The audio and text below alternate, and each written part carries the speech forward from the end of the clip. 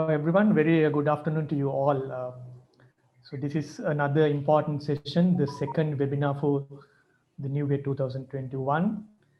And today we have a speaker from the TPM arena.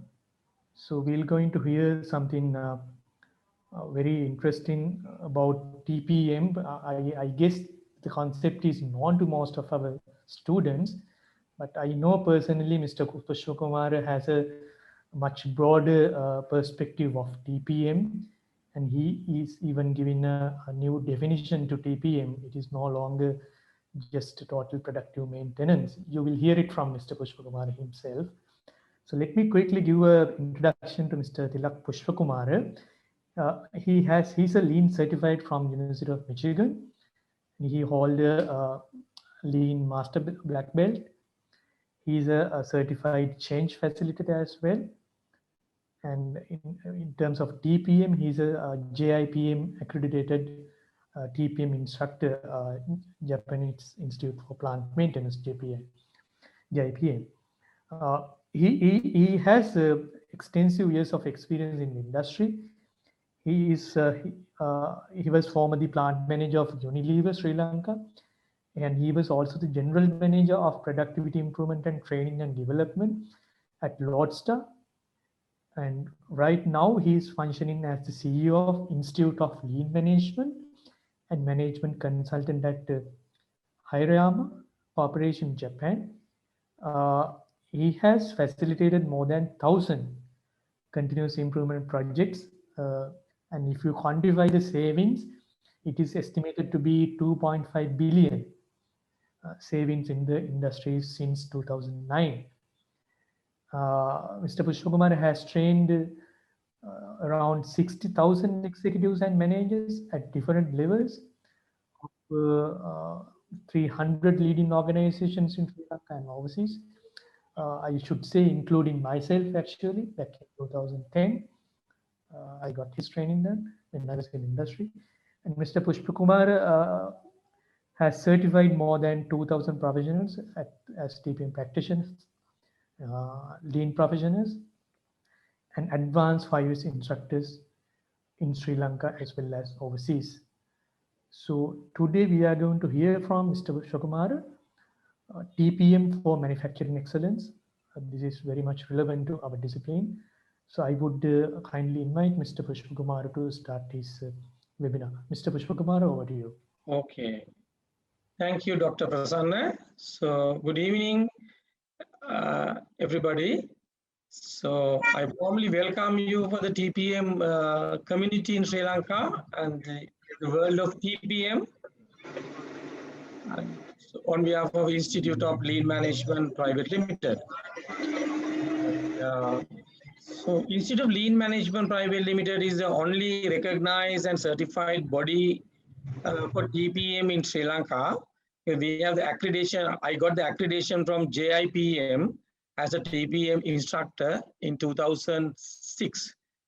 So from 2009, I started developing TPM practitioners in Sri Lanka. So more than 100 companies nominated their managers, engineers for TPM practitioner certificate course. It is an 8-day program. And more than 750 engineers in Sri Lanka today followed my program. And rest of the people are manufacturing professionals. So, and I take this opportunity to thank Dr. Asela and the faculty and for giving this opportunity for me to share my TPM knowledge and experience with the students. Now, TPM originated in Japan. So if someone asks what does TPM stand for, many people say it is total productive maintenance. It is total productive maintenance, right? No, but there are different types of definitions for TPM. Now, if you look at the history of TPM, the TPM concept introduced in Japan in 1971. Right? Now, in 1950s, the Japanese maintenance was breakdown maintenance. That's all. When the machine breaks, they repair the machine. And after that, they went to USA and learned preventive maintenance. American people, American industry introduced preventive maintenance and after Second World War, actually before Second World War, because they wanted to maintain the zero breakdown in weapons manufacturing plant to win the war. Okay. So after that, they expanded the TPM concept to other industries. That is how the TPM started in USA. And then Japanese people went to USA and learned preventive maintenance, and they identified the gap of preventive maintenance, especially when it comes to cost. The preventive maintenance is very costly. So you replace the parts. So, and you just follow the manufacturer's recommendations. And it is costly.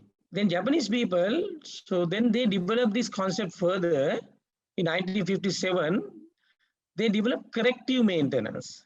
The corrective maintenance is a continuous improvement approach in maintenance. When there's a machine breakdown, you have to analyze the breakdown, identify the root cause, and develop a new design. Okay. Now, if I take an example to explain the corrective maintenance, now take a belt. The belt is very expensive, right? So there is a natural deterioration for the belt. Every 3 months, we have to replace the belt as per the time-based maintenance schedules. Okay. Now, this corrective maintenance thinking is they applied some Teflon on top of the belt, okay, and they extend the life cycle of the belt by 1 month. Then you replace the belt after 4 months' time. Okay, so corrective maintenance. Basically, so what it does is, so it extends the life cycle of the spare part. Then your maintenance cost is less. But Japanese people's thinking is, they say maintenance is a non-value adding activity. Okay? So we should not promote maintenance. It is costly. When there's a maintenance, no production. Okay? It is a loss to the company. Then they wanted to develop the maintenance prevention thinking. Okay. In 1960s, they developed this maintenance prevention thinking. They benchmarked the electronic industry. If you look at the many electronic instruments, we don't have maintenance. Take your TV, no maintenance at all, right? Okay. So they copied from electronic industry and they adopted that thinking to mechanical devices also. So their concept is run to fail. No maintenance, run to fail. There are many instruments today. So we don't do maintenance. Electronic components, we don't do maintenance. And the mechanical components also. Now take a simple example of a car battery today. So no maintenance at all. About 5-6 years ago, yes. So we did maintenance for our car batteries. Now it is run to fail, maybe 1 year, 2 years, no maintenance at all. So likewise, the industries are now developing maintenance-free equipment gradually. Now lubrication-free equipment, machine is running with dry heads, no lubrication. That is also maintenance prevention thinking. Maintenance prevention thinking. So now, but maintenance prevention is not possible always, not for all machineries. Then they thought, okay, we will come up with a productive maintenance. Productive maintenance is what? When you say productive, it's low cost, right? But when it comes to cost, so you can think in 3 different ways. Maintenance at any cost. Some aircraft manufacturing companies, they follow this thinking. They are not worried about the cost. So their concern is the reliability when it comes to aircraft maintenance, reliability. So they practice reliability-centered maintenance. It's a different concept, not TPM, RCM, reliability-centered maintenance, expensive, and maintenance at any cost. So that is the thinking they follow. And some industries, They follow maintenance at lowest cost. That also wrong approach. Maintenance at lowest cost is very dangerous because it badly affects the life cycle of the equipment. So we don't encourage, TPM doesn't encourage maintenance at lowest cost thinking. Okay, then you have to go for a new machineries. Yeah, okay. So very soon. So I have this experience when I was with when I worked with Unilever and I worked with many industries. So we had a lot of bad practices those days. Still, it is there in some industries. We call it tape engineering. When there's a problem, they apply a tape, and they apply some the we call Lano engineering, right? We call Kambi engineering, kind of a temporary adjustments to save money. So that is the attitude of some engineers today. So we should not encourage that attitude, maintenance at lowest costs. Then what is the right approach as far as cost is concerned? Maintenance at optimum cost. TPM is promoting that thinking, maintenance at optimum cost. So then it is productive. Right? So and when there's a when we take the machine for maintenance, no production, and maintenance people take long period for maintenance. Now some companies, so they have planned shutdowns. They take 2 weeks, 3 weeks, some companies. That is for annual maintenance. It is a waste. It is a waste. We should reduce the total time taken for maintenance. That is one approach. And other one is we should go for the maintenance at optimum cost thinking. So then only you can so think of productive maintenance. So Japanese people introduced to the industries in 1960s. And then 1971, so they realized without the involvement of operators, the production people, we cannot maintain the equipment. There was a research that in this research, it says 60% of machine breakdowns happens due to 3 main reasons. What are those 3 main reasons? Lack of lubrication, lack of cleaning, lack of lubrication, and lack of tightening of nut and bolts. Sometimes it's over tight, then it breaks. Sometimes under tight, it also a problem. So these are the 3 main reasons for 60% of the breakdown. That's what Japanese people say: cleaning, lubrication, and tightening. So now who is responsible for cleaning of the equipment, lubrication of the equipment, the tightening of the nut and bolts? Before 1970, only engineering people took the responsibility on these 3 areas: cleaning, lubrication, and tightening. Then Japanese people realized that because realize it as a problem because we don't have mechanics for each and every machine to maintain, but we have operators. Every machine, so we have one operator. Okay, so then they thought if we can transfer some of the engineering, some of the maintenance activities to the operators, then they can maintain the equipment perfectly. So especially cleaning, lubrication, and tightening, they wanted to transfer to operator from mechanic to operator. Okay. So with that, Japanese people introduced the word total in front of productive maintenance. Then it became total productive maintenance. Total means with the involvement of operator and mechanic, right? The total means with the combination of many type of breakdowns: breakdown maintenance, corrective maintenance, preventive maintenance, time-based maintenance, condition-based maintenance, the combination of maintenance methods. This is the meaning behind the word total. So first time in Japan, they introduced TPM to Denso. Denso was part of Toyota Motor Corporation those days. And first time in the history that Denso introduced the TPM concept. Okay. And there was a gentleman called Saishi Nakajima, so known as the father of TPM. He studied the preventive maintenance deeply and he studied the total quality control concept introduced by USA people so seriously, and he realized the gap of these two concepts. The gap is no proper way to manage the equipment, no proper way to maintain the equipment. Then these concepts talk about the defects. TQC talked about defects. The preventive maintenance is talk about breakdowns. But to challenge zero breakdowns, we have to get the involvement of the machine operators.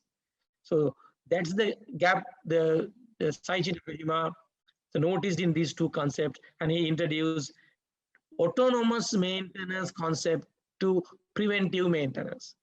Now, with autonomous maintenance, it became total productive maintenance. That is how the concept started in Japan, Saichi Nakajima, so the father of TPM. Now, when you say TPM, it is now people will think, oh, this is a maintenance tool. This is an engineering tool. No, it is not an engineering tool. TPM is not an engineering tool. TPM is a manufacturing tool. It's a production tool. It's a production tool. But maintenance is involved. I will explain you the 8 pillars of TPM later. Now, so when it comes to CEO level, the managing directors, chairman's thinking is different. What is their thinking? The cash flow, the profit. Right? The chairman's, managing directors, they don't like to see the engineers in the morning. Why? When engineers are coming to them, they know that he's coming and asking money for maintenance or asking money to buy new machines. They don't want to see the engineers' faces basically theoretically. I have that experience. Okay, I'm sharing my experience. Okay, nobody can say no. I worked with 5 leading companies in Sri Lanka. So this is the attitudes they have towards engineers today. But so they love to see the marketing managers, the sales managers, because they're the people who bring money to the business. Engineers are spending. That is the attitude they have. Okay.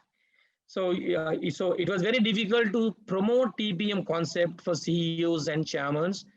And then the JIPM, Japan Institute of Plant Maintenance, so they have the patent, global patent for TPM. They can stop anybody's teaching TPM in the world. They have the right. But since I have the accreditation, so I can do that. So then nowadays in the business world, what does TPM stand for? Total profit management. That is the latest version of TPM today. When you say total profit management, everybody wanted to apply TPM in their manufacturing processes. So how TPM contribute to profit? The TPM mainly challenge 3 things. One is breakdowns. So zero breakdown is one of the objectives of TPM. Zero breakdowns. Now achieving zero breakdowns, can we make profit? Yes. I have done these calculations for many companies. The cost of breakdown, nobody calculate. They know the breakdown percentage. They know how many hours they lost due to breakdowns. When I asked what is the cost of breakdown for last financial year, nobody answered my question so far. They don't have this information.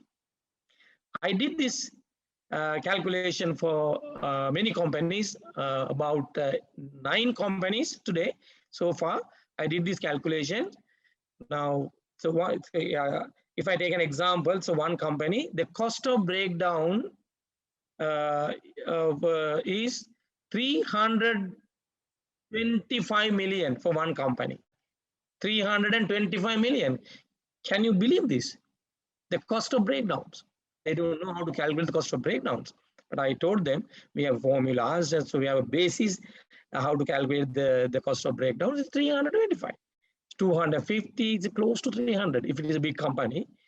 Basically, this is the cost of breakdowns. Now, when you reduce the breakdowns, your spare part cost will be reduced, right? And man-hour cost will be reduced, and your opportunity cost, it is huge. So now there's a machine in one company, I cannot name it. Now that machine is very expensive machine, and if you stop that machine, so okay, if you stop that machine for 1 hour, their financial loss is 180,000 rupees. It is running with LP gas. It's a kiln, basically kilns. Okay, kilns. If you stop one kiln for 1 hour, so they lose 180,000 rupees. So can you imagine the size of the breakdown loss? So we need to bring this thinking to the accounting system. Our management accountants, they don't know how to calculate the cost of breakdown. Okay, so then that is one way to maximize profit. Now, other approach, other objective of TPM is challenging defects, zero defects. Now, cost of defects, that also huge. If you increase the yield, production yield by 1%, okay, the same company I did this calculation, 1% yield improvement leads to 1 million savings, 1 million rupee saving, 1%, okay. So huge money again, defects. Then other approach in TPM is challenging accidents. That is called zero accident thinking, zero accidents. So then people say this is the TPM mantra. TPM mantra is zero breakdown, zero defects, zero accident. But cost of accident, when you calculate the cost of accident, it is very small, right? But the seriousness of accident, you cannot quantify. There are classic examples in Sri Lanka also. Okay, the Unilever had a big issue with a small accident, right? It was a fire, right? Okay, so they couldn't produce Astra margarine and Signal toothpaste months. Okay, now one Omega line factory burnt out, fully burnt out. So about 6-7 months they couldn't run the factory. The Brandix one factory about 3-4 years ago at Katunayaka, overnight fully burnt out. Okay, so a small incident, right? But when you calculate the lost time accidents and convert it to money, it is small, right? But you have to take it very seriously. Safety is very important for a business. Okay, so these are the 3 zeros. When you convert these into money, it is huge. It is huge. So that is why we used to say TPM stand for total profit management. Okay, not total productive maintenance. But original thinking is total productive maintenance. Still JIPM says what does TPM stand for? Total productive maintenance. But people like us define TPM in a different way. Then only the CEOs invest for TPM, and that is why we go with this definition: total profit management. Now you can see these 3 letters. The TPM stand for total production management. TPM stand for total perfect management. TPM stand for total process management. TPM stand for total people management. So all are the relevant definitions. When you look at the content of TPM, you can define in that way. So in 1971, so Japanese people introduced TPM, and so then American people also learned from Japan. After that, first Japanese people learned from preventive maintenance introduced in USA. They developed it to TPM. After that, the Kodak company in USA first time introduced TPM to their industries, and they saved $5 million from TPM. So then it became popular in USA. But in parallel to TPM, RCM also very popular in USA and Europe. That is reliability centered maintenance. It's a different approach.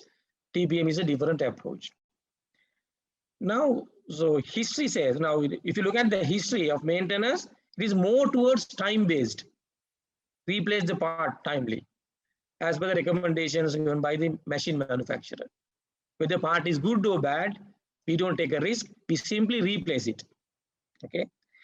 And then TPM thinking is more towards condition-based maintenance. You look at the condition and then take the decision. You need some instruments to check the condition and some expertise. Also, you can combine the experience and the instruments both, and identify the condition of the part and then replace. Okay, so whether it is TBM or CBM, you need to decide after evaluating your equipment, the criticality of the equipment. If it is a critical equipment, you may go with both concepts, TBM as well as CBM. Okay, so that is a different exercise, how to select the maintenance method. Okay, that's a different exercise. Okay, so it is coming with equipment ranking. It's a different scope, right? So this is a history of TPM. Now, so what is the main purpose of TPM? The main purpose of TPM is developing two things. One is developing the machine and developing the people, operator. These are the two main objectives. This picture is clearly explained that there is a war. Okay, the conflict between man and the machine always. What man says? Man says machine breaks. What machine says? Man broke the machine. But machine cannot speak. So generally we take operator's side. We always take operator's sides and we blame the machine. Machine is breaking. Okay. That is the traditional thinking. But TPM practitioners' thinking is different. TPM practitioners' thinking is, we always say, machine is perfect. People break the machine. That is the TPM thinking. Okay. Machine is perfect, but if there's a design fault, that's a different story. If there's no design fault in the machine, machine is perfect, we create problems. We mean the operator and the mechanic create the problems. So now TPM is a solution for this conflict. Okay. TPM develop the machine and TPM develop the operator. So what is the development of human resources in TPM? Initially, TPM developed the machine operator as a mechanic. It is possible. It is possible, right? Machine operator will become a mechanic of this particular machine, not as a general mechanic to handle all machines. No. The concept is the machine operator is capable of maintaining his own equipment, not anybody's equipment. That is the development of the operator. Operator will become a mechanic. Then what is the development of the mechanic? The mechanic's development is, mechanic will become a maintenance engineer. He can do specialized maintenance. We have to train them. The JIPM has developed fantastic training modules to develop the operator. And there are 6 modules to develop the operator. And it's about 3 months course. And there are another 6 modules to develop the mechanic as a maintenance engineer, high level of engineering, the hydraulic, pneumatic, drive transmissions, all lubrication management, safety of the equipment. All these training modules are there to develop both operators and the mechanics. And mechanics can handle high level of breakdowns without the support of qualified engineers. Okay. Now then, what is the development of the production engineers? What is the development? The production engineers are not required now. Okay. Operator can look after the maintenance, routine maintenance. The mechanics are now capable of doing specialized maintenance, repairs, modifications, kind of things. Okay. Now, what is the role of production engineer today? No role, right? The production engineers development is, the production engineers will become design engineers. The design engineers will develop maintenance-free equipment. That is the role of production engineers today in the TPM world. Okay, not to fill the forms, right? Not to go through the lubrication schedules, right? We don't want qualified engineers to do this work. The operator can do this. The mechanics can handle it. Even doing the repairs, they can. we need qualified engineers to develop maintenance-free equipments. Okay, that is the role of production engineer. This is how we develop the people with TPM. Now, what is the development of the equipment today? The development of equipment is two ways. If you look at the old equipment, so you can develop this old equipment as a new equipment. So just like a brand new equipment. Okay. So TPM is ideal for old factory, old equipment.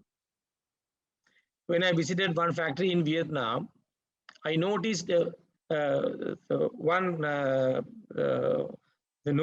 notice board on the machine. What it says, that notice. It says, can you believe I am 60 years old? Machine says, there's a display board on the machine. That machine is 60 years old machine running at 85% overall equipment effectiveness. Effectiveness, not efficiency. Efficiency is just output of the machine. Effectiveness means the quality output. That is the difference between efficiency and the effectiveness. So 85% overall equipment effectiveness. Year-to-date figure, not 1 month figure. Year-to-date figure. With some months it is more than 85. Okay, I was so impressed. Okay, so impressed. That is the power of TPM for old machines. Now, okay. So then, if you take new machines, how TPM helps new machines? Now, industry experience today is when you commission a new machine, it takes little time, not really little time, sometimes more time to produce quality product at predetermined speed. Okay, quality product at the predetermined speed. It takes time. That time we call learning curve or ramp up. That is normal for many industries today. Okay. Now engineers also say this is a new machine. Just wait. So it needs a little time to stabilize all conditions. Okay. So you have to wait. So during that period, machine produce defects. Huge loss. Efficiency also 40%, 45%. Defect rate is 5%, 10%. I know many industries, they have this problem. They have this problem, right? Now, TPM teach engineers a tool called FMEA, Failure Mode and Effect Analysis. That is a very powerful tool for engineers. You must learn this tool. Okay. And with the what if technique, there's another technique called what if. Okay. So before you commission the machine, you have to go through this FMEA process. Before you purchase the machine, you should start with FMEA. Okay, right? Then that FMEA will surface all the issues, anticipated issues actually. You have to anticipate the issues and provide the countermeasures. That is the approach TPM teaches us in equipment development for new equipment commissioning. Okay. So that is a development for new equipments. Now it is very clear TPM develop both human resources and the equipment. That is the purpose of TPM. With that, entire organization is developed. Entire organization developed. If it is a manufacturing organization, what is the backbone of manufacturing industry? Machines, operators. Machines and operators. I mean, that is the backbone of industry. We need to develop both. But companies, they invest for management development. They don't worry about the shop floor development, workers development, operators development. And for maintenance also, they are not giving the fund.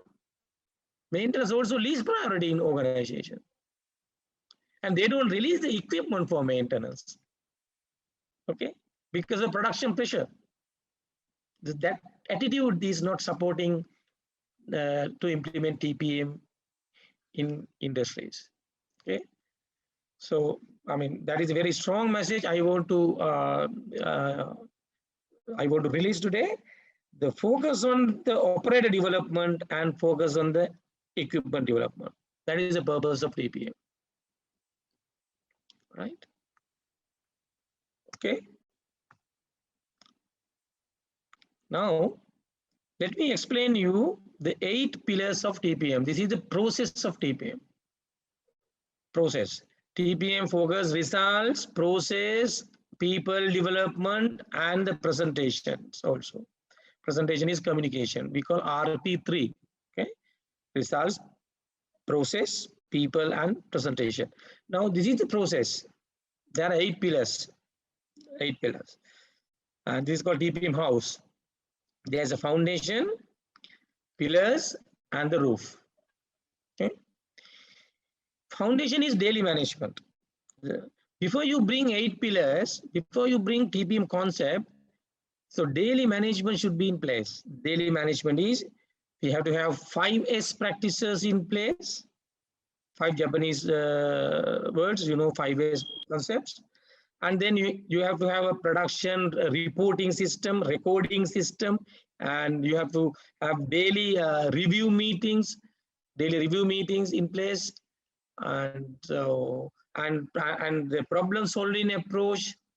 When there's a breakdown, so we should analyze it. When there's low hourly output, we need to investigate why, and safety also should be in place. So those things comes under daily management. Okay. Yeah. So and then only you can bring the TPM pillars. Now I will go through one by one. There are eight pillars of TPM. Now education and training. Education and training is very important pillar. In this education and training pillar, we don't focus much about managers development. The education and training pillar focused on operators and mechanics development. Okay, operators and mechanics development. Now this education training is to the TPM way is different from traditional HR. Now traditional HR training is generic. So we identify the trainer, we identify the training program, then we nominate all people for this training. That is called generic program. Organize leadership program for all managers. Organize a presentation skill workshop for all managers. Right? But there are good people in the audience. This training is not required for them, but still they attend the training. That is called generic training. It is a waste. One research says 80% of global training, it's a global issue, right? 80% of training go waste. 80% of training go waste, means investment is a waste. Why? We don't have a system to evaluate the return on investment for training. TPM address that issue. Now, education and training focus loss-based training. So before you organize a training session for your organization, so you have to identify the loss. What are the losses? Then analyze the loss. Then identify the relationship with this loss and the man. The loss and the method. Then focus on man and the method, and then develop the training modules. Okay, it's a very good technique to do training need analysis, loss-based training. After the training, the losses should be reduced. After the training, my overall equipment effectiveness should be increased. Otherwise, no point of giving training. Okay, so then education and training pillar is headed by the human resource manager in the company. Okay, so and we will develop the skill matrix for all operators, and in this skill matrix we focus the maintenance skills. We give the priority for maintenance skills. Okay, so I mean both operators and the mechanics, maintenance skills, and we will identify the current skill level and what is the target skill level, current skill level, and the target skill level, and how to bridge the gap. So this is the program. Okay, right. And then autonomous maintenance, there is a uniqueness of TPM. If you want to learn more about TPM, you have to learn more about autonomous maintenance. Autonomous maintenance in Japanese, they call Jisu Hosen, and with that only TPM came. So autonomous maintenance. Now, what is the main objective of autonomous maintenance? The development of the operators. So what development? Skill development. What skill? The maintenance skills, basically. Now, skill development is not enough. Parallelly, you have to develop the attitude of the operators. The autonomous maintenance objective is, one of the objective is skill development, other objective is attitude transformation. What sort of transformation? Now, today's attitudes of the operators are, the operator's attitude is, I operate, you maintain. I operate the machine, you mechanic, you come and maintain the machine.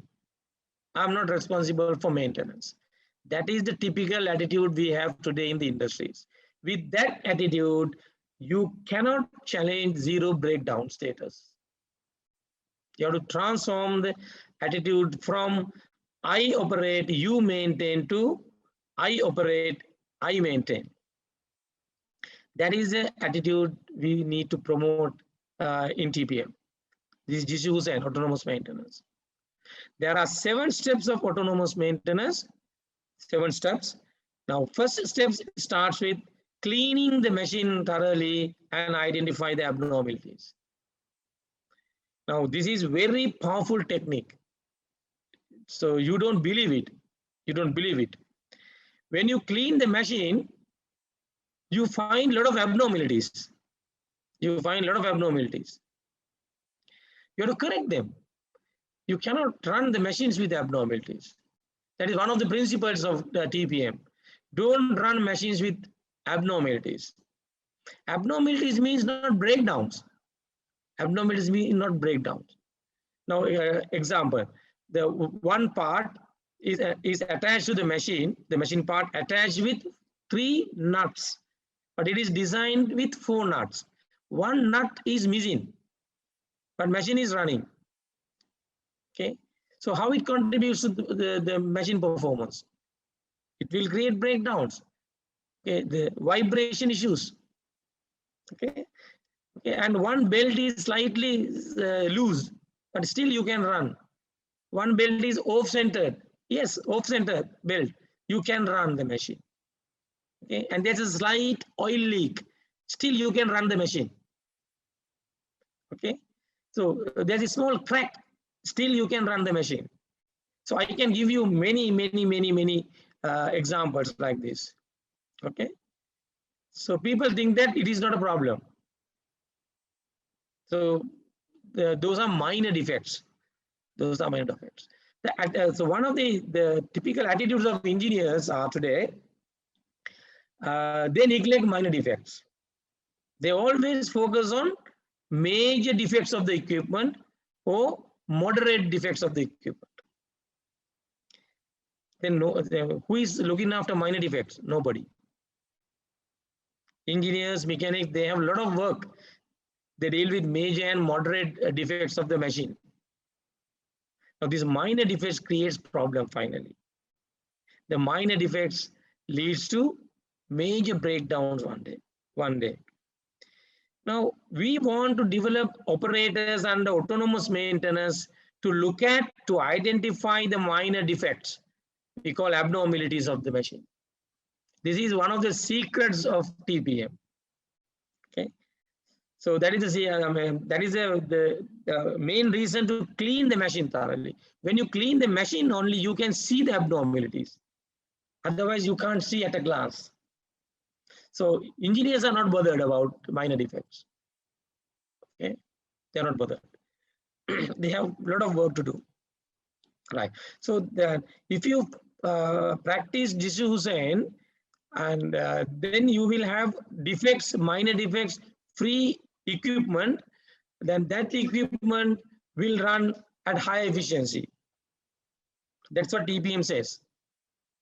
Okay, so please practice autonomous maintenance. There are 7 steps of autonomous maintenance. So you can go through the net and find the information, or you can contact us later. So I will share some information about autonomous maintenance. We have a lot of documents. You can read it and understand. Okay. And now, okay, who is giving the leadership for the autonomous maintenance pillar? Production manager. Production manager. If we can recruit production engineers, manufacturing engineers for industries today as the production managers, it will give a lot of benefits. Now, my experience today is our production managers are not engineers. Okay, not engineers. And I can say about 10 to 15% with my 25 years industry experience, I'm sharing this with you. Not more than 10 to 15% production engineers are qualified, the production managers are qualified engineers. Okay. And I think your faculty is producing production engineers and manufacturing, industrial engineers. So they should go and take over this role in the industry. Then industry will definitely will have the benefits. Okay. The biggest challenge we have today to implement autonomous maintenance is the operators' basic knowledge. Basic knowledge. If we can recruit mechanics, qualified fitters as machine operators, we will have a brighter future, very good future for industries. But unfortunately, the qualified mechanics, fitters, they don't want to join as the machine operators. But in Japan, leading industries, they hire people only from the technical schools, engineering schools for the factories. But in our case, it is totally different. Same thing for production managers. Very pathetic. Okay. Now, some industries, they have realized it. They are trying to replace the production manager with engineers today. It's a good trend. It's a good trend. Engineers need to develop their soft skills to take this role, take this challenge. Because production manager is mainly working with shop floor people, dealing with shop floor people. So how to manage the people. The leadership soft skills matters a lot. Matters a lot. So there's a gap in engineers with these skills, soft skills, and the leadership competencies. Right. And then look at the plant maintenance pillar. In Japanese, they call Keikaku Hosen. Hosen means maintenance in Japanese. Planned maintenance. Now, planned maintenance is the big picture. The preventive maintenance, corrective maintenance, time-based maintenance, maintenance prevention, all comes under the planned maintenance framework. Okay. The objective of planned maintenance is what? Now, what is the role of a mechanical engineer today, plant engineer today? If I ask this question, I'm sure the engineers will tell me maintain the availability of the equipment at higher level. Equipment availability. Right? Everybody wants to maintain the availability of the equipment. Now equipment is available. When it operates, it produces defects from time to time, but machine is working, available. So now TPM language is different. TPM says, make sure the availability of the reliable equipment. Reliable equipment. Machine does not produce defects. That is the role of the maintenance managers today. Not only that, I need to add one more part. Not at any cost. Maintenance at optimum cost. Then what is the role of the plant maintenance pillar? Make sure the availability of the reliable equipment at optimum cost. That is the role of plant maintenance. Okay. And spare part management, information management, lubrication management, and supportive activities for production department to introduce autonomous maintenance concepts, because they have to train people on basic engineering skills. So there are a lot of activities. There are mainly 8 activities for a maintenance manager today in a TPM factory. Okay. So I will explain you the key performance indicators for a plant maintenance pillar separately because you are interested in engineering. So now look at the next pillar. What is the next pillar? It is early management. Okay, early management. Early management is, it is R&D job basically. The early management pillar we can divide into two. One is early equipment management. One is early product management. Early product management. Okay. Early equipment management is what? When you commissioning the new machines, how to make sure vertical startup, no ramp up, vertical startup. Okay. That is the objective of early equipment management. And early product management is when you launch a new product. When you launch a new product, still you have to maintain the vertical startup. Okay, vertical startup.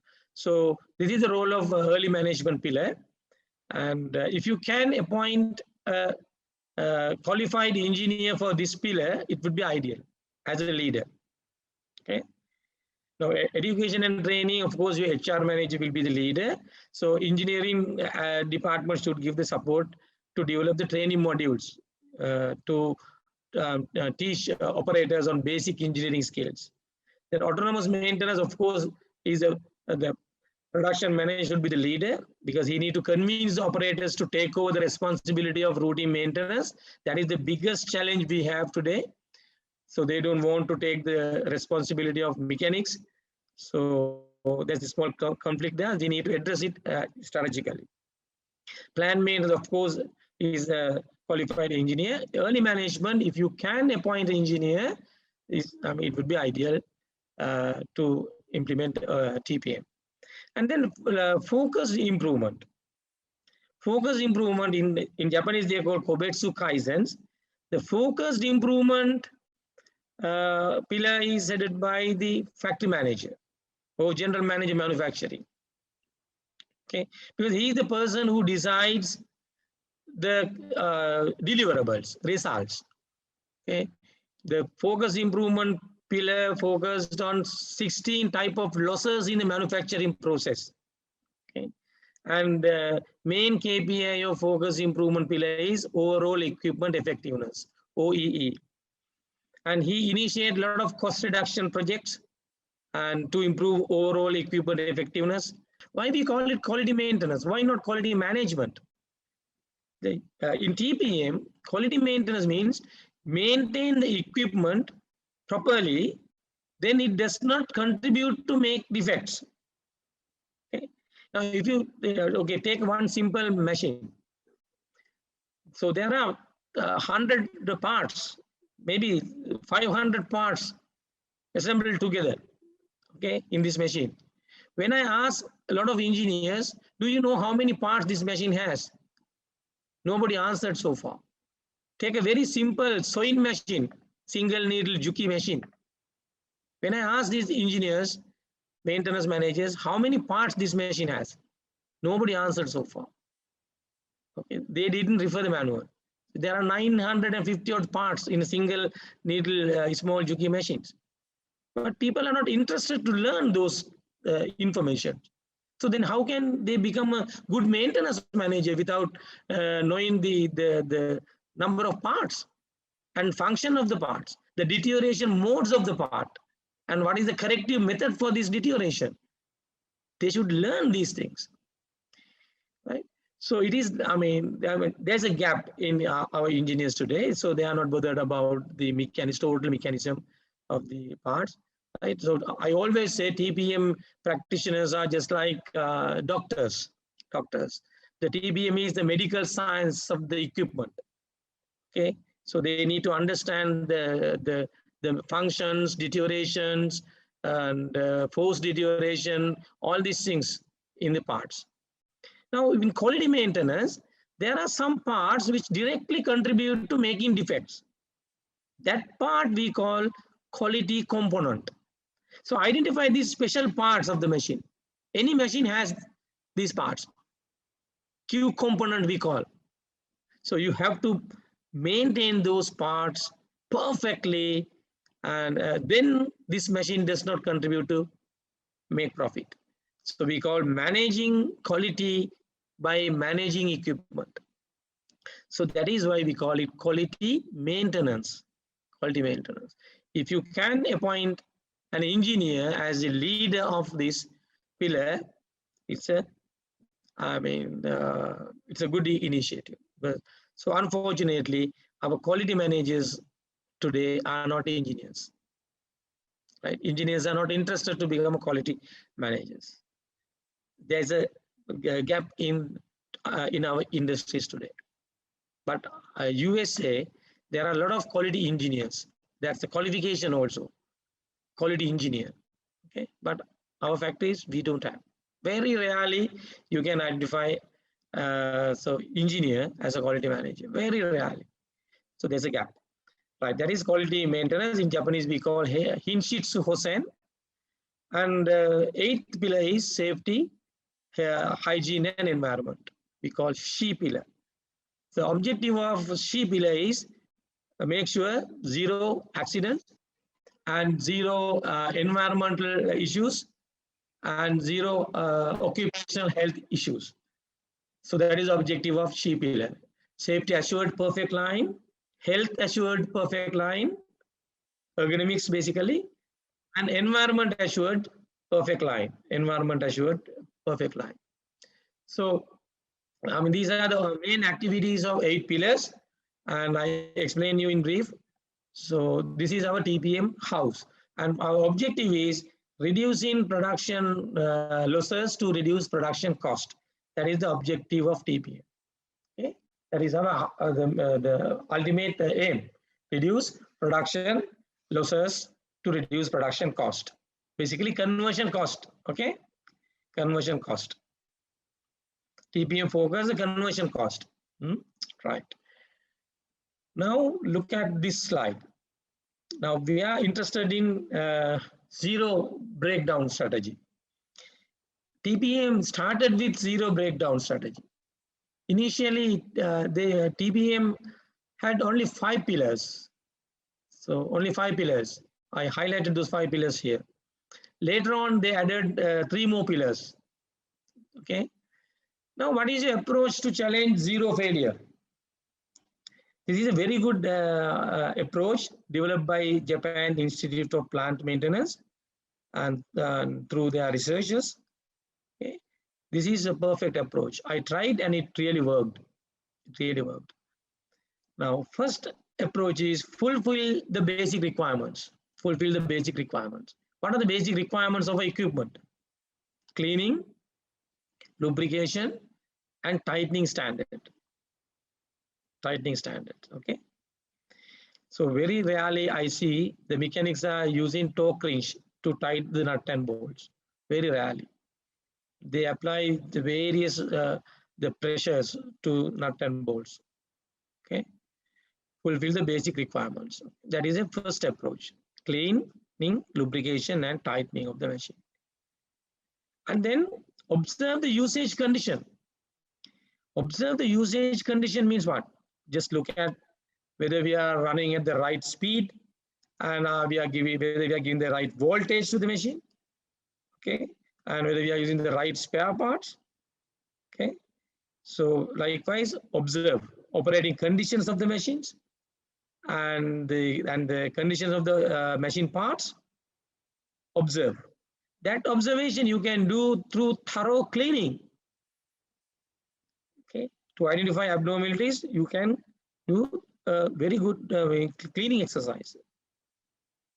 Then you can see the abnormalities. Then restore deterioration. And we call forced deterioration. We restore the forced deterioration. Now, natural deterioration, so we have to accept it. There's a life cycle for any part.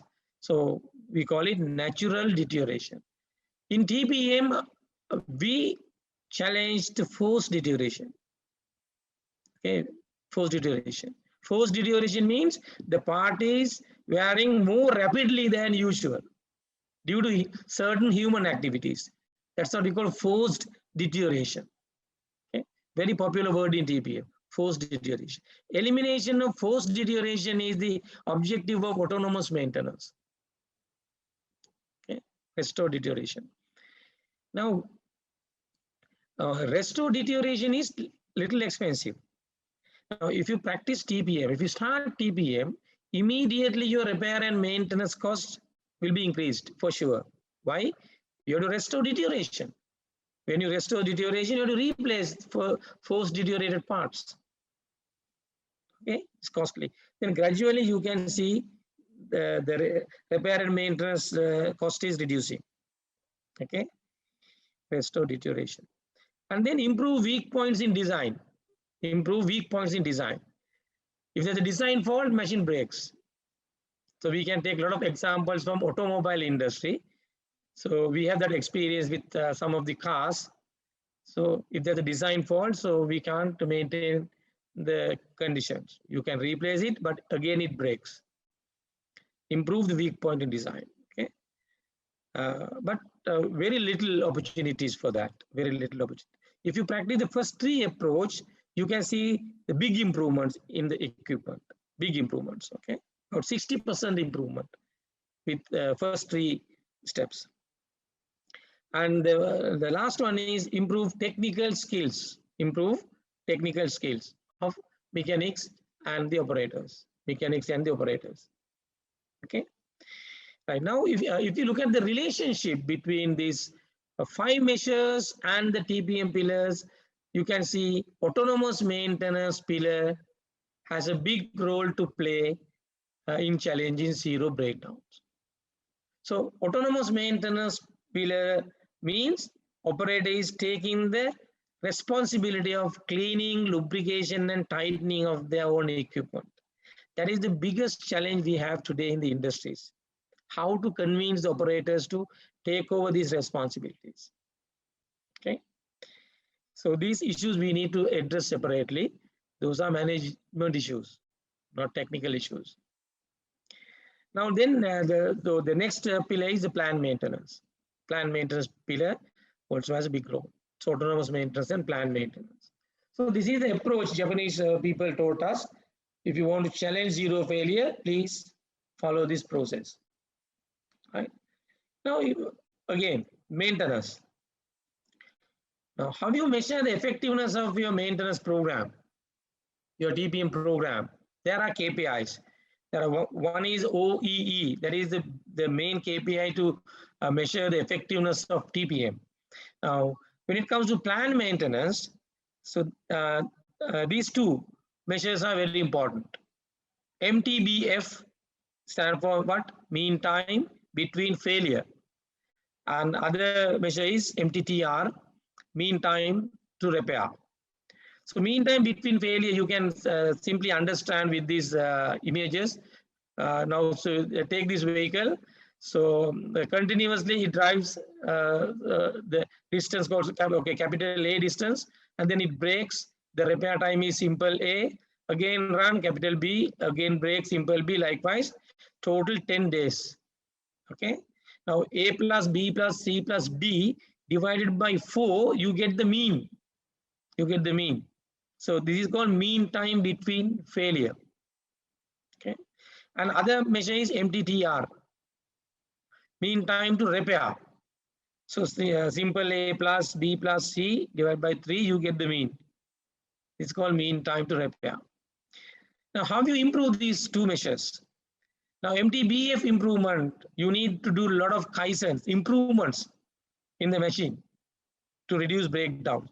You have to do a lot of analysis to identify the root cause of the breakdowns. Basically, you can use 5 analysis, very powerful, simple breakdown analysis tool. Then you have to do modifications, improvements, and you have to practice all maintenance schedules.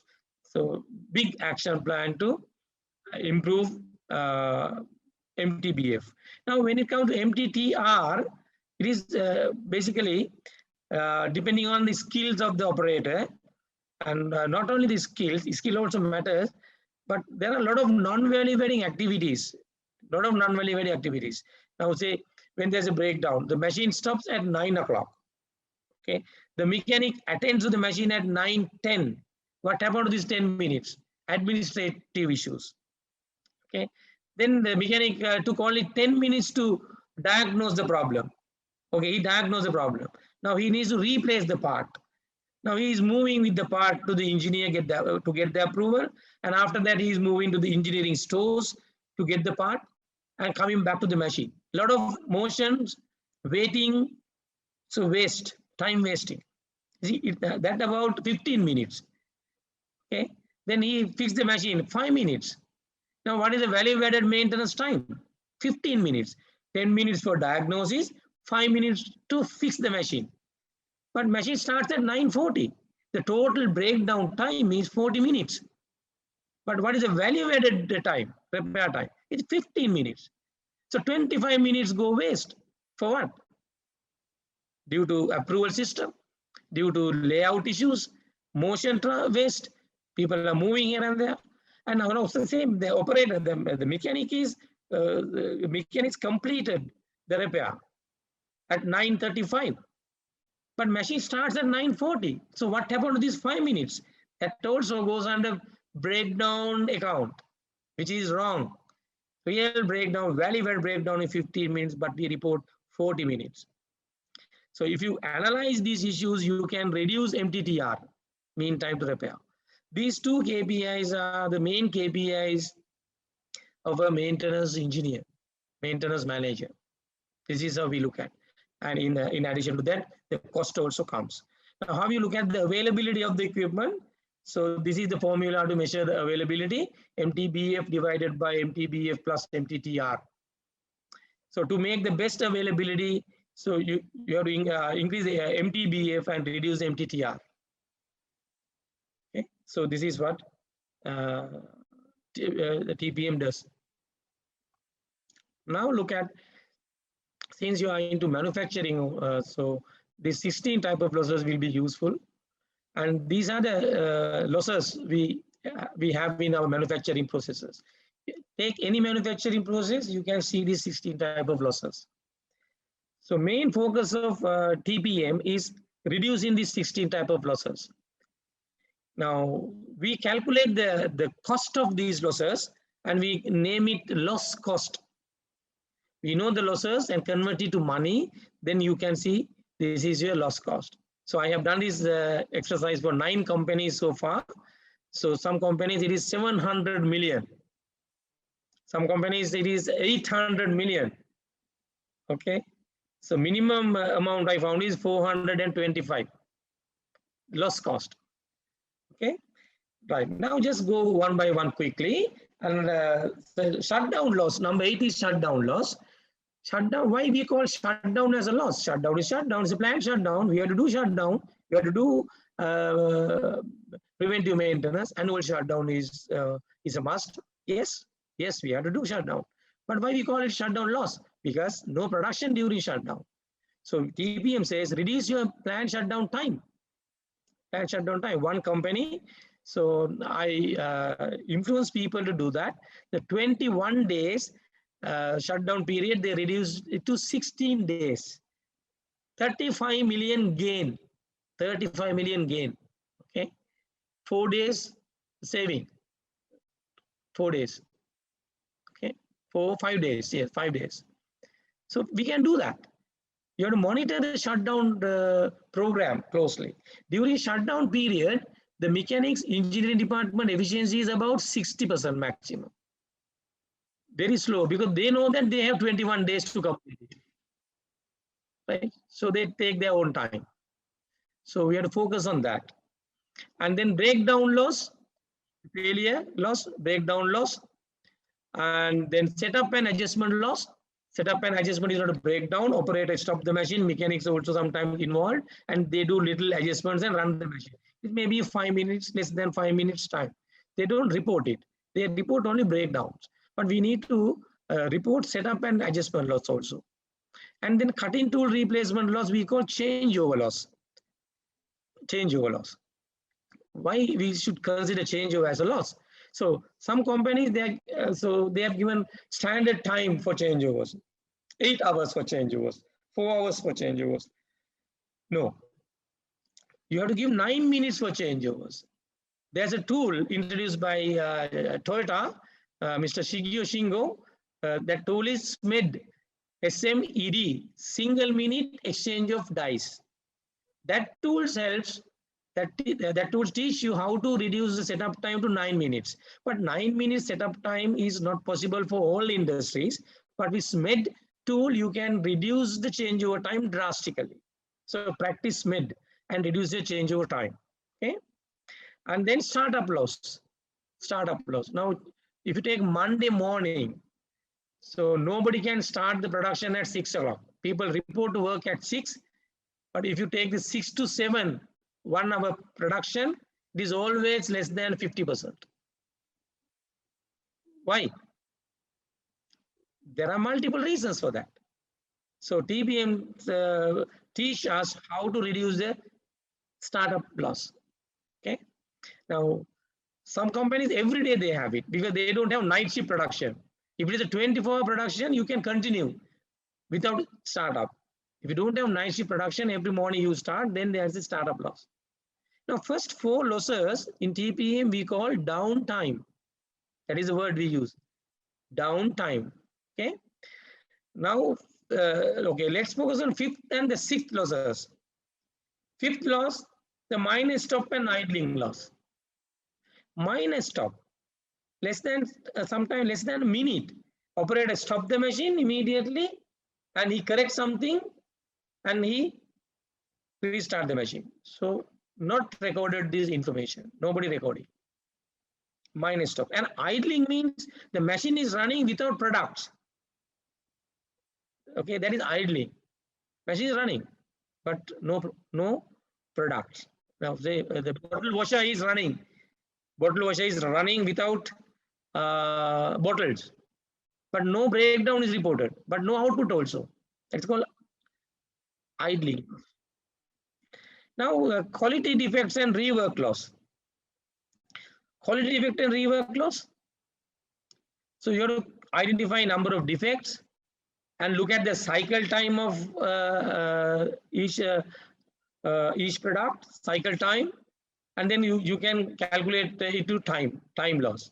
Number of defects converted to time. So due to defects and rework, so how many minutes we lost. Now, so first 7 losses, we call 7 major losses related to the equipment.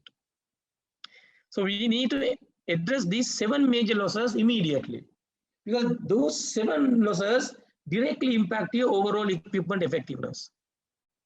Now look at the 9 to 13, the management loss, motion loss, line organization loss, logistic loss, measurements and adjustment loss. These losses also affect the availability of the equipment. Management loss means if you stop the machine due to non-availability of the material, it is called management loss.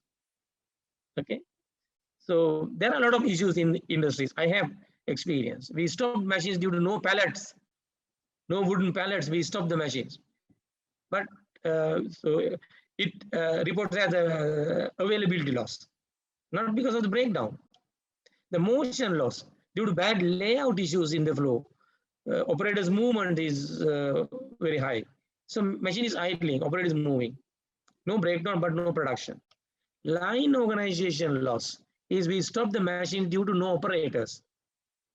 Okay, no breakdowns. Machine can run, but no operators. So line organization loss. Logistic loss. What is logistic loss? We have all the materials inside the factory, but those materials not reached the user point on time. Okay, so we stop the machines because no forklift to bring the material. Those are logistic issues. Okay, and no operators to unload the materials. Logistic issues. And measurements and adjustment losses. Measurements and adjustment losses is R&D departments coming to the floor and doing little trials. They adjust the parameters. Okay, they want to take samples. They want to test materials. So then it disturbs the machine movements. It disturbs the availability of the equipment. That also we must measure. Now these 5 losses and 7 losses, altogether 12 losses directly impact your overall equipment effectiveness. But JIPM says first focus on 7 major losses and reach your OEE up to 85%, and then focused on the 5 logistic and management losses. Then your OEE will be again reduced to 45, 50, then try to increase it up to 85 along with these 5 losses, the all 12 losses. Okay, so that is the JIPM approach to this 16 type of losses. And this 14, 15, and 16 losses are reported directly as a cost loss, not as a time loss. Number 14, yield loss. Yield loss is giveaway. Okay, now say take 1 tablet of soap. Standard weight is 75 gram, but we pack it at 80 gram, 78 gram. Take milk powder packet, the toothpaste. Okay, the weight, this is a giveaway, this is yield loss. Okay, for costing, we have taken 75 gram plus or minus 1, but actual weight is 78. So that is called yield loss. Okay, giveaway. And that is due to the capability of the machines, the process capability. Again, the TPM maintenance helps to reduce the yield loss. And number 15 is energy loss. Energy loss is steam, electricity, basically. Compressor also. Compressor means basically electricity loss again. Compressor loss is again electricity loss. So we need to take actions to control energy, steam leaks, okay, and the boiler efficiency kind of exercises we have to do. Boiler efficiency mean the proper cleaning of boiler tubes and all, and using the good water and checking the hardness and all, and then the steam leaks and insulations, pipelines, and using the correct steam traps and line sizing for when you distribute the steams. I mean, those things matters a lot when it comes to energy. And the power factor correction when it comes to electricity, you should run at 9.99. So a lot of companies are 9.4, 9.5. Okay, so you can do the power factor correction. And using the wrong motors, the size of the motors. You can run this process with 10 horsepower motor, but at the moment you are using 15 horsepower motor. So due to various reasons, sometimes non-availability of the 10 horsepower, we use 15 horsepower. It became the permanent finally. So that was a standard. So those are the issues we identified in the industries. So you can do a audit to identify this. And compressor leaks, huge overusage of compressor. So those are the areas we should focus in the industry. You can save millions. My God, say compressor saving is huge, huge money, right? So one company, we completely shut down 2 compressors. They had 4 compressors, now running with 2 compressors. Believe me, that is the power of TPM. That is the power of TPM. Right. So number 16 is consumable loss. Consumable means mainly spare part. Lubrication, even welding rod also captured under consumable loss. Okay. So that is also huge, consumable loss. Now say take a bearing, so example, the bearing life time is 10,000 hours, but we replace bearing at 5,000, 6,000 hours. Okay. So that is a common issue in the industry. Why we can't utilize the maximum life cycle of the bearings? Many reasons. Wrong improper lubrication and wrong fixing. When you fix the bearing in the wrong way, you lost 2,000 hours on the spot. Then 8,000 hours remaining. Due to bad lubrication, you lost another 2,000 hours. So there are reasons. There are the reasons for abnormal wear and tear. You need to focus on that. It's consumable loss. Now, so in a TPM organization, we used to calculate this 16 type of losses and convert it to money and show this figure to the board of directors. Okay, and then so they take a decision. Okay, yes, 400 million we can save if you bring TPM to this company. Okay, so it is guaranteed. It is guaranteed. So far, I have saved the 2.5 billion for industries, okay, with TPM and lean management principles, both. So mainly with TPM, it is very easy to do that.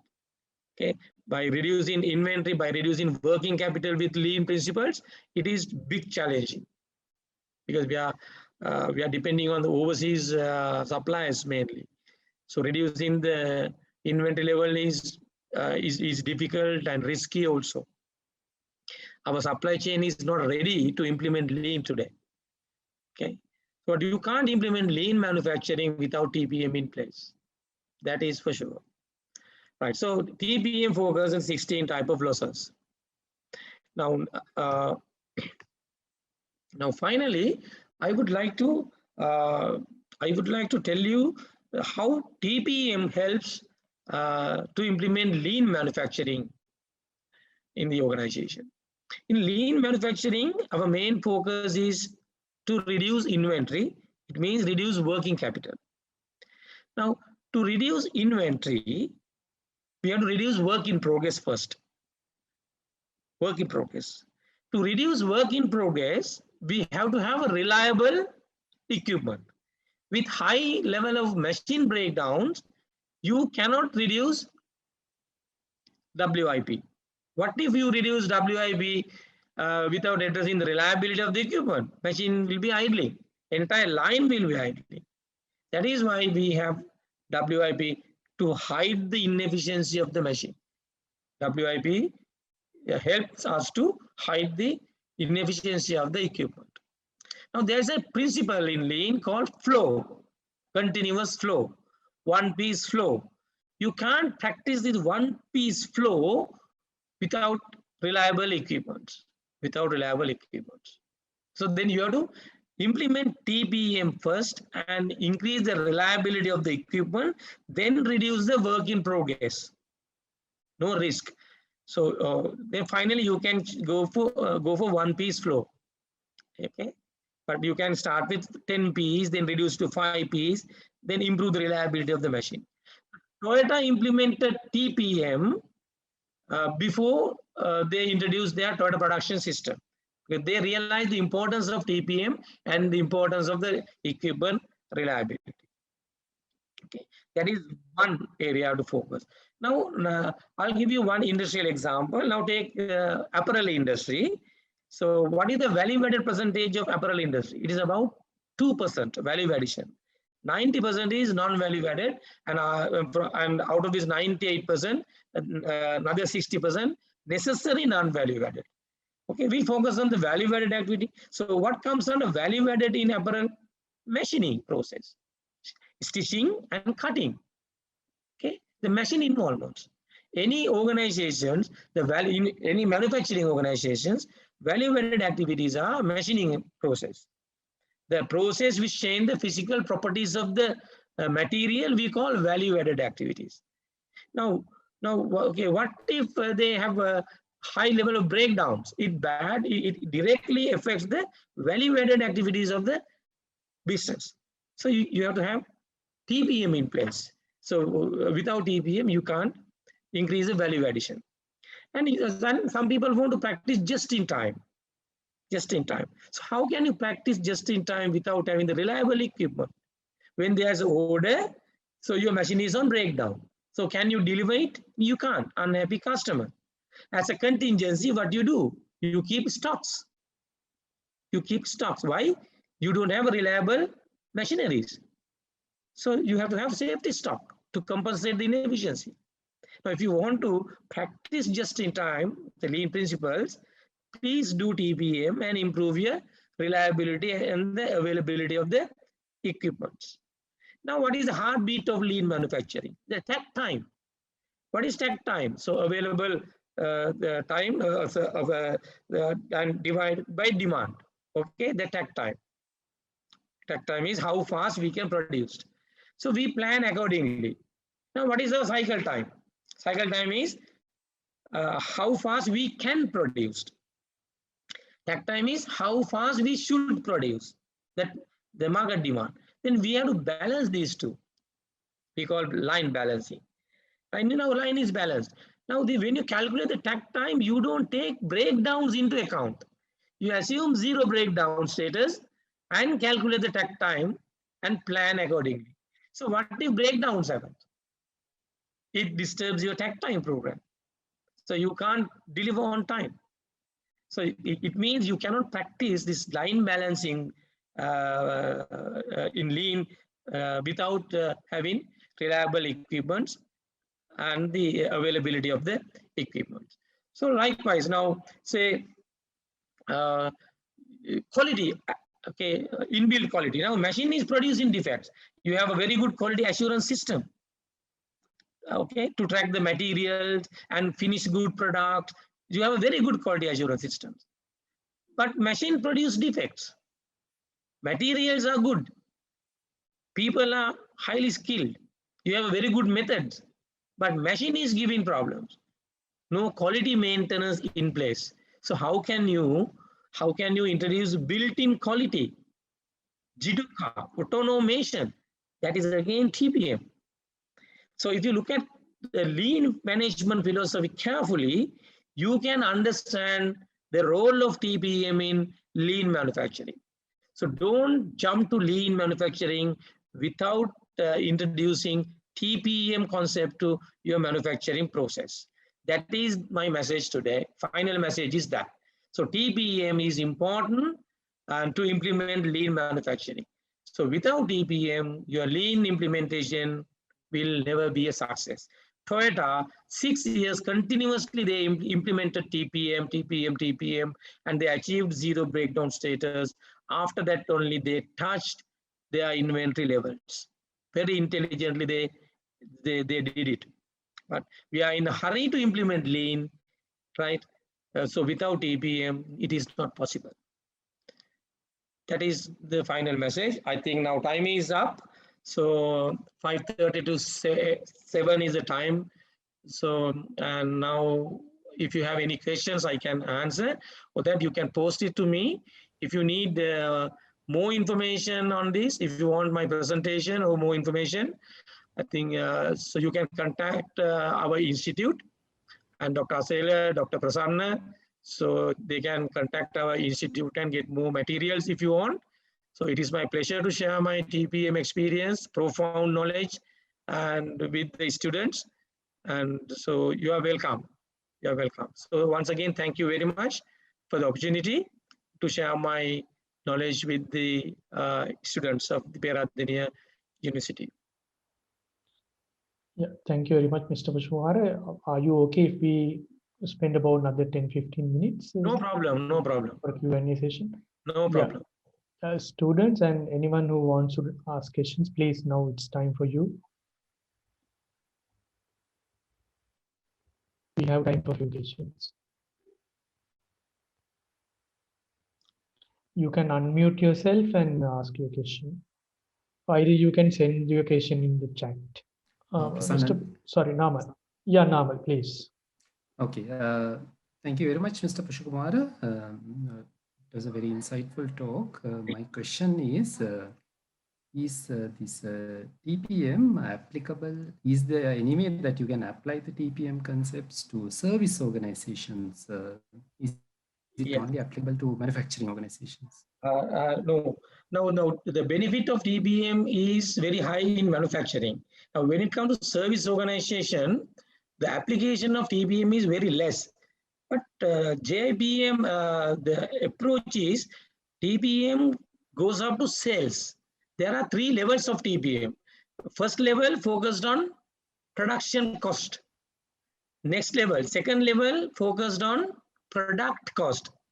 Then you have to bring TPM to supply chain. Okay. Now, third level, TPM focus overall cash flow. Then it goes to sales.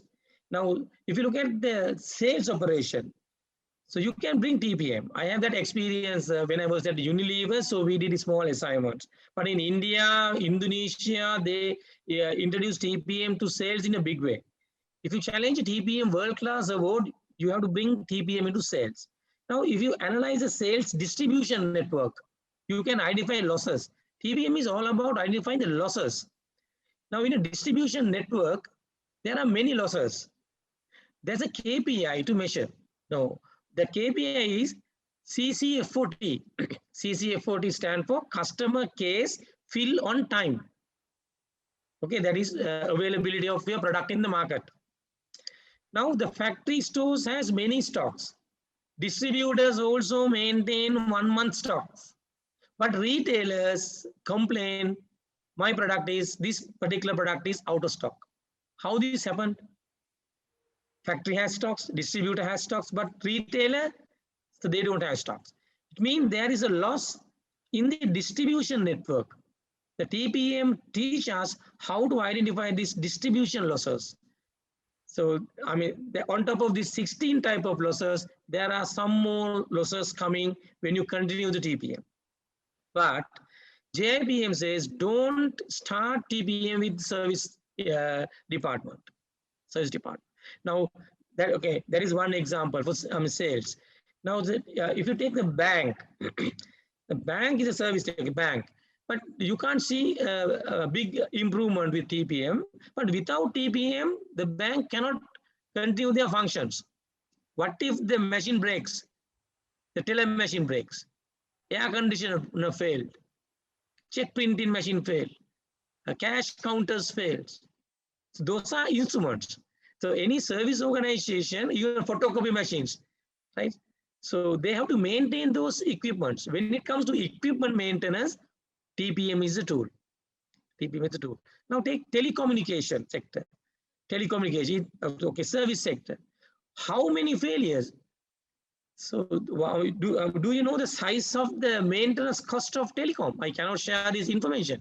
Huge money. For what? For breakdown maintenance. But they don't apply TPM.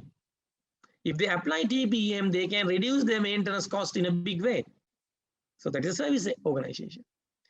So likewise, we can bring TPM to service organization, but there are no world-class achievements in service sector. There are more than 3,000 organizations. They won the TPM Excellence Award from JIPM. All organizations are manufacturing. So, I mean, service organizations are not going for TPM in a big way, but within the manufacturing organization, you have to introduce TPM in your accounts department to identify the losses. You have to introduce TPM in your stores, even in HR department. So in 8 pillars, there's one pillar called TPM in supply chain. There's another name for that is called office TPM. In a manufacturing organization, we have service department. So TPM teaches us how to get their involvement for TPM. So that is how we bring TPM to service, not in a big way. Okay. Thank you very much, Mr. Pushkumar. Okay. We have a question. We have a question from a student. There is a course, and most popular productivity improvement program in Sri Lanka today is TPM Practitioner Certificate Course, 8-day program conducted at Galadari Hotel every Saturday. So far I have certified more than 1,500 manufacturing professionals and 750 engineers. Yeah. So in this 1,500, that is the most popular course. Almost all leading companies are sending their participants. When you join the industry, you can request this program. Almost all multinational in Sri Lanka, so they invested in TPM Practitioner Certificate course. So that is the only course available in Sri Lanka, and that is internationally recognized because I signed as a JIPM accredited TPM instructor. So that is the only course, okay? 8-day program. This is my, okay. Any other questions? Yes.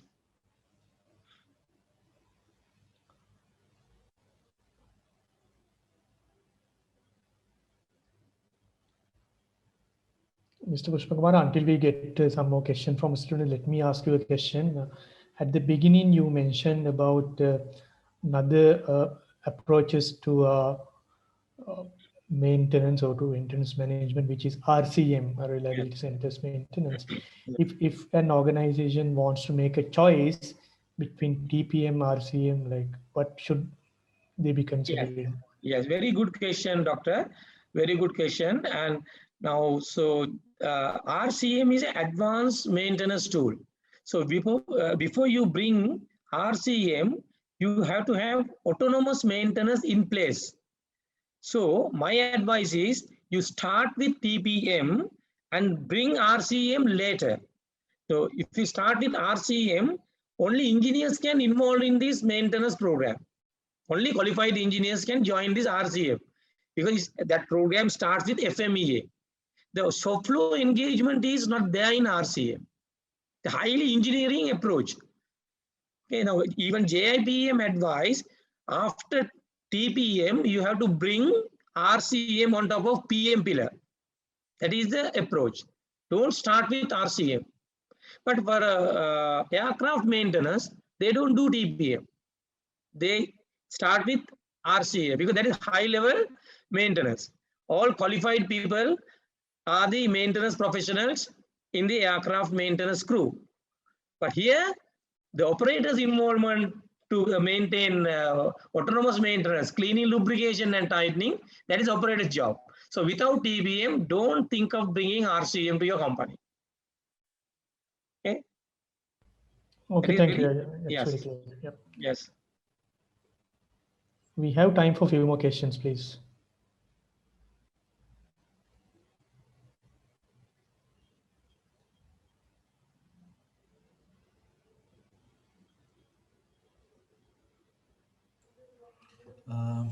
Prasanna, I have one question. Shall I go ahead? Yeah, please. Yeah, thank you very much, Mr. Pushpakumar, for your excellent presentation. I think you have explained this complex concept to our students as well as the staff very simple way. That's very good. So I have one question regarding the practicalities of going ahead with this TPM, because now in a way, now when you want to implement TPM, you have to empower the machine operators. So sometimes in the industry, especially the mechanics, they wanted to keep their authority, and they do not prefer that others doing their job, at least in a part of the way. So Yes. how these kind of cultural issues going to be handled in practical implementations of such systems? Yes, very good question, Doctor. So that is the biggest challenge we have today to implement TPM in industries, especially in Sri Lanka. But in Japan, it's a different story. So all are qualified people who join the company as the operators. There's no problem. But in Sri Lanka, there's insecure feeling, as you correctly said, there's insecure feeling of mechanics, whether I lose my job, my credibility, right? My credibility. So that is the biggest issue. How I handle that issue is, now the maintenance people are qualified people. So we have to develop them to the next level. Now what maintenance people are doing today, so they do just cleaning. Cleaning is part of preventive maintenance today. It is not so in TPM. Cleaning is not a maintenance job. Okay, and the lubrication also, it's a very simple job. So convince your mechanics and give them advanced engineering training and develop them to the next level. Then they will find a lot of difficulties with the time. They say we don't have time. We don't have time. Then you can say, okay, you hand over this cleaning, lubrication, and tightening to the operators. The biggest issue is not the insecure feeling of mechanics. My experience is operators are reluctant to take over the responsibility. They're asking more money for that, right? They need more increments to do that. The mechanics are, most of the companies, mechanics are willing to hand over jobs. Then they will have relaxed time. Okay, then we have to introduce the high level of maintenance program for mechanic at the same time. Okay, and we have to upgrade the mechanics also, so gradually. With that only you can handle this issue. Okay, so insecure feeling of the mechanics, it is an issue. I agree with that. And sometimes union pressure also there. Okay. Yeah, thank you very much. Pressure also there. So you have to recognize the mechanics and bring them to the next level. Introduce a multi-skilling jobs. You can define them as a multi-skilling, the mechanics. They love to learn engineering because they don't have a basic engineering. Yeah. But somehow they became a mechanic. Okay. Sometimes the person who joined the company, when the company was doing construction, So he was the helper to a mason. Yeah. Finally, he became the mechanic, Yes. right? So he doesn't have a proper background to become a mechanic. Okay. Yeah. So then we need to bring a proper the training programs for mechanics to upgrade their knowledge on hydraulic, pneumatic, drive transmissions. So we have to have a technical training center inside to develop the mechanic. That works. I mean, it worked for me also. So my experience is other way. The mechanics are ready to give some tasks because I mean they can enjoy the time. Okay, but operators are reluctant to take over the mechanics tasks. Why? Operators always say mechanics are highly paid. If you look at the wage scale, always mechanic salary is higher than the operator. Then operator's attitude is they are taking higher salary, so why we should take their responsibility? So that is the experience I have at the moment. But insecure feeling of mechanics also I experienced in some cases. Okay, thank you. Okay. Do we have any more questions, students? We get a question in the text, Mr. Pushpkumar. Okay. Could you please elaborate more on the difference between TP and RCM? Okay, the difference is now RCM start with the risk assessment of the equipment. The reliability centered maintenance means we do the risk assessment of the machines. Okay. Now we identify the failure modes. There's a tool called FMEA, failure mode and effect analysis. Now take one component, okay, shaft. Oh, okay, what if the shaft fails? Okay, these are the consequences. Now these consequences, we go for a ranking system, risk ranking system. Okay. Now, okay, if the shaft fails, now the severity of the breakdown, and detection of the breakdown. So how fast we can detect the breakdown and the severity of the breakdown, and then the occurrence of the breakdown. These are the three areas we consider in FMEA: detection, severity, and the occurrence probability. Then we multiply these things and you get your risk level.